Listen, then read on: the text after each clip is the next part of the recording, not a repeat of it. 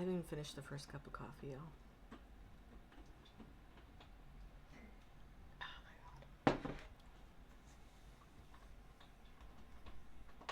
Okay.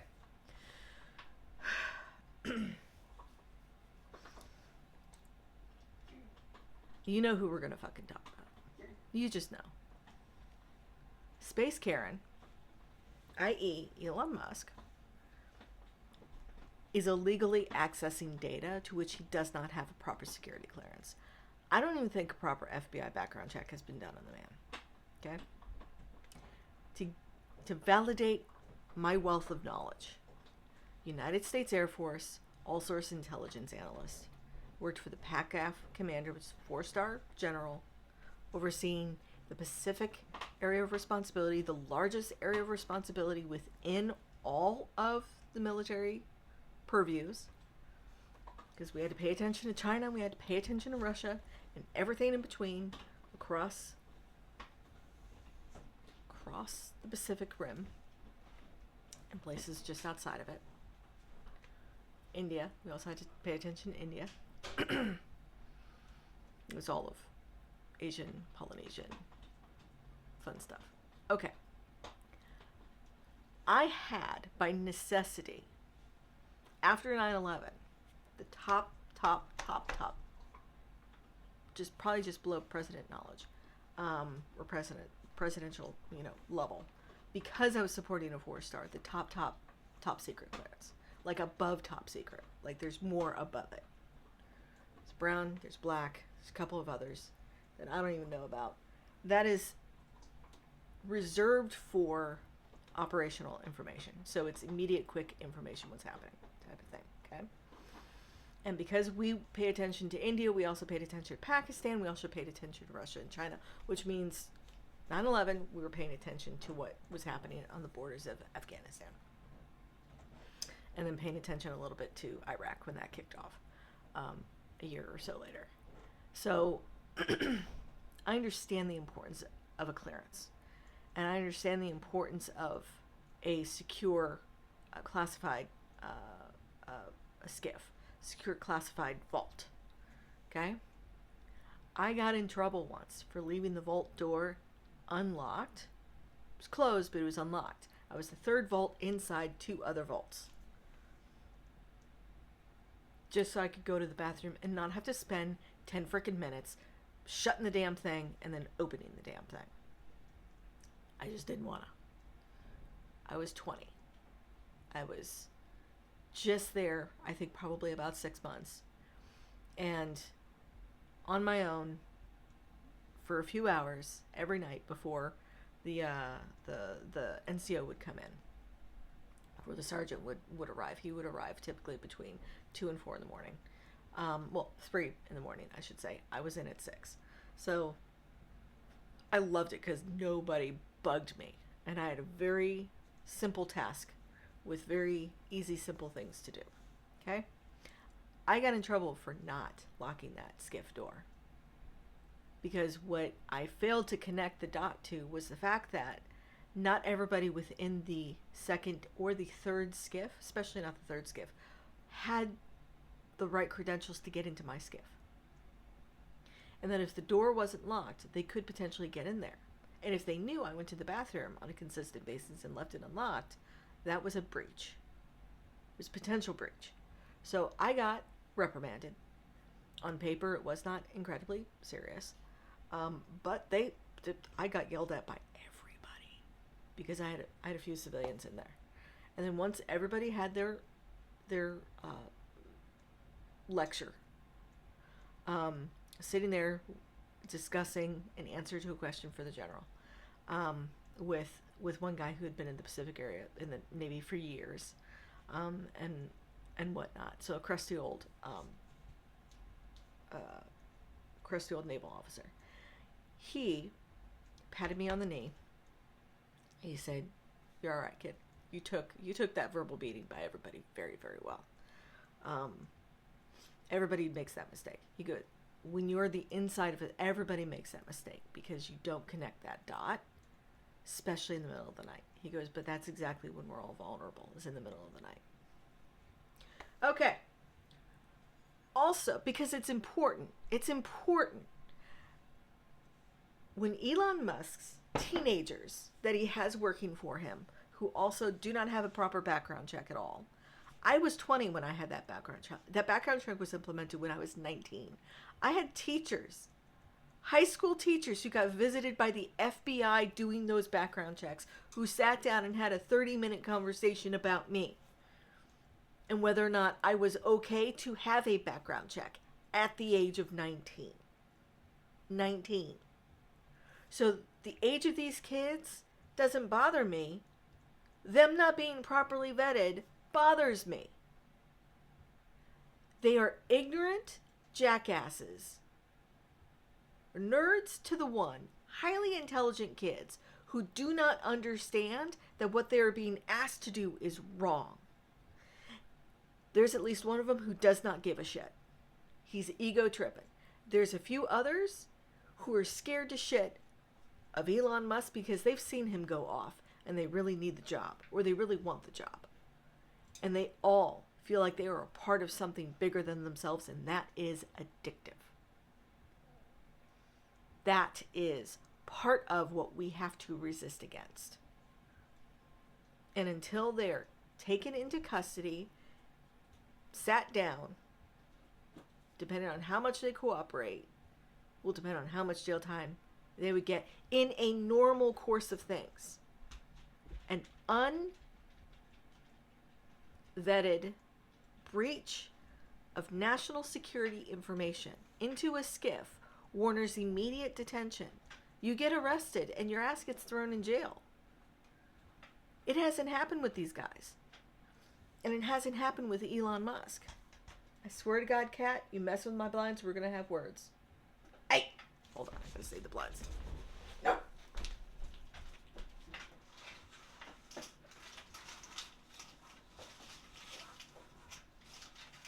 Come on. Come on. Come on. There you go. I don't want to replace the damn things.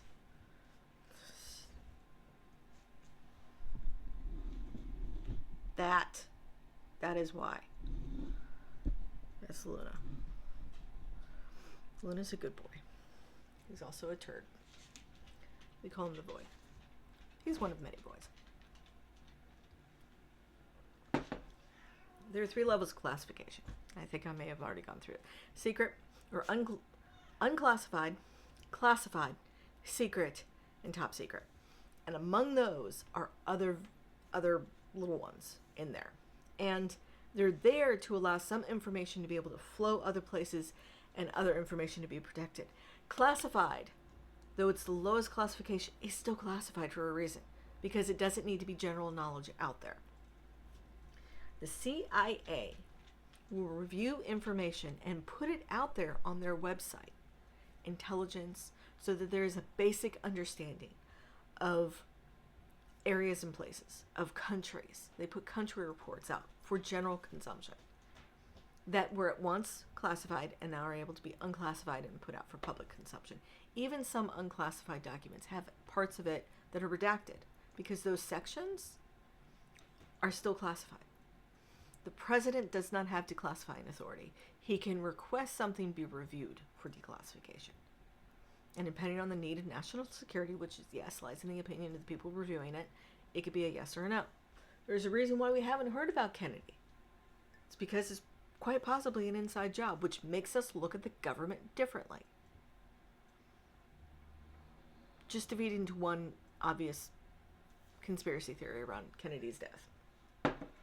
So, the fact that these people have not been detained, even to be talked to, is scary. I had said in the first video that things would be moving very, very fast. This is one of those things. When you have a breach of normal procedure that would normally throw a fit for everybody, and most people go, whoa, whoa, whoa, and you don't have Republicans going, excuse me, some are grumbling, When Elon Musk meddles in their stuff, they grumble. When Elon Musk is meddling in other stuff, they're seemingly not grumbling. You have to understand the importance of this. Elon Musk has not been properly fucking vetted, nor has his lackeys. The Doge has no responsibility. They have no oversight control because it hasn't been done by Congress. There is an oversight. There is some board, USAID. Let's take USAID. USAID started off as a presidential request for review of what was needed for us to have foreign review. Kennedy did this, speaking of the man. And then when they did the review, a review board was put together, an advisory board was put together to say this is what is needed across the world. That would be helpful if we could do this. It would provide stability, all the national security reasons, all the pros and cons of doing it. He decided to do it. So he said, Congress, roll this out. Congress wrote up a bill delineating U.S. aid and what it did and how it did it and the funds, and allowed for it to have funds appropriated to it. And then Kennedy signed that bill into law. Then he did a presidential order that further delineated the direction in which USAID should go. So he just gave it not more guardrails, he just gave it more focus, is what that EO did. And I'm pretty sure you can change their focus with another executive order. But that executive order, all executive orders remain in place until they are rescinded by another executive order or proven to be illegal, unconstitutional, in which case they go away. So we have executive orders still in place that haven't been repealed or dismissed unless they had a natural end date written within it since George Washington. So, or since executive orders have been in use. And that's important to note. The importance of resisting is a lot like intelligence gathering. You have to observe. And you can have people observe who don't understand what the hell they're observing, but they bring that information in and we aggregate it. We gather it all together. And then people who do understand, who have a good idea, and you don't necessarily have to be trained to do it. Some people are just really, really good at looking at a whole bunch of information and building the big picture. Okay? Then they also have the ability, and they may have others who are even better at it, who can then focus within that map of understanding. That's what the military does. That's what police do. That's what any intelligence collecting, all of our national intelligence is collected for that. So we had this big picture built out. And sometimes that straw is big because it's focused on a region, or it gets narrowed down because it's focused on a country, or it's focused on an area between two countries because there's conflict. And it's the whole straw focus in, broaden out. That was part of what I learned as I was supporting the 4-star, is how he would focus in and then broad out. Sometimes I would have a conversation because he liked to bring me into a loop to understand certain things. Do you have any questions for me, Airman? Actually, sir, I do. If you don't mind. Sure. Most of my questions were answered by the guys in my skiff, the civilians who had that. So I pretty much came with the knowledge, but what I wanted was his perspective. And most of my questions were why. Not who, what, where, and when. We already had that picture. Why? I wanted to understand how he was looking at it. And I think he really liked that. We didn't often do it, but every once in a while we had the opportunity, or he allowed the opportunity, I should say, to do that. Because it was important for me, particularly if I became career, to understand this and to have the opportunity to understand it at a younger age means I could build upon it throughout a career that I never wound up taking. Because medically discharged several years later. So, or a few years later. So, what Elon Musk is doing is incredibly illegal. and it should be shut down. It should be shut down. They could put somebody else in Doge, but Congress needs to demand this. And the fact that, I don't even know if Bondi is has been voted in or not. Bondi, the lady, Bondi.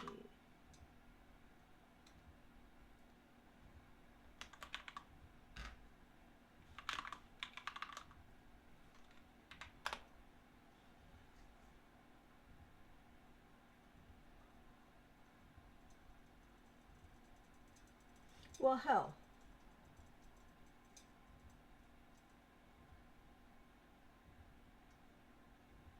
Six days ago. 13 hours ago. Okay, so she's not even been, Bondi hasn't even been, it's important to know this, Pam Bondi has not even been confirmed as the top person. But you have an acting FBI director, you have an acting attorney general. None of them are stepping in to go pull back freaking Elon. Why? This is important to understand, people. We do not want to sit by as the continued dismantling of democracy happens. We have to a point. And then we got to start demanding that these people get pulled out. It is illegal. It needs to stop. When the judiciary is ignored, we're in very much trouble. We're in huge trouble. When Trump, and he's already said it, if Trump ignores the judiciary making a law, and he's doing it right now. He's doing it. Trying to backroad it. That's why Elon Musk is in the Treasury. In order to stop the payments that a court has already told Trump he cannot stop because the money has already been appropriated to go. So they're doing it in a back way, which means the judiciary has to then go, excuse me, stop it.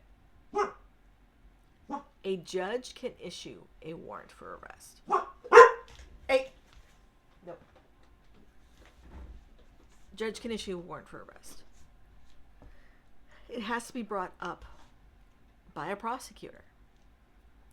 Not a civilian complaint like we've been doing. Not we're taking you to court and we're filing to get this taken care of. A member of the judiciary, a prosecutor, has to sit there and go, we need a warrant for Elon. We need a warrant for these guys in order to stop them. Elon Musk, as an oversight advisory committee, has no job in doing anything but requesting information, reviewing that information.